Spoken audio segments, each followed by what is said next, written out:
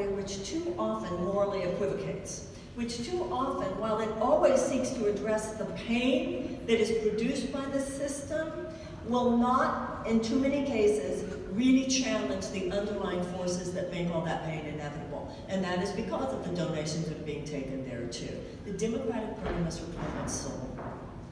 And I hope that the Republican Party will reclaim its soul as well.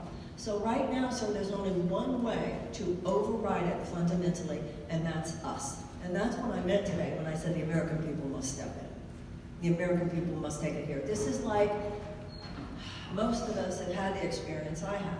I've been the one to make this call, and I've been the one to receive this call about a mutual loved one when one person says to another, did you see her last week? Did you see him last week? And they say, yeah, I saw her, she fell down the stairs. And then one person says to the other, do you think we ought to do something? Everybody knows what that means. Do you think we ought to stage an intervention? We know what it means. It means we don't want to be standing there when we hear that the loved one died and maybe we might have done something. We must stage an intervention.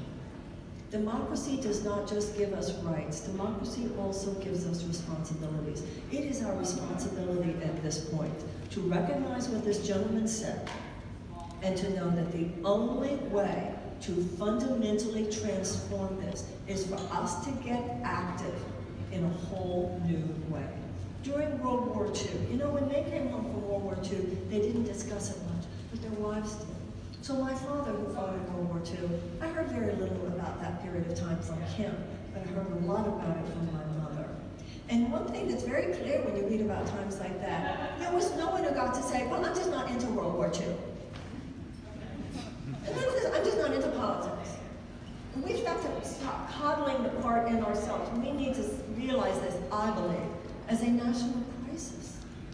So when you say, how do you change that, sir? Only by electing people. Right now, for instance, H.R. 1 in the House right now, the Democrats got the House. There's a great bill. Nancy Pelosi's on it, H.R. 1, getting rid of gerrymandering, having independent districts, lining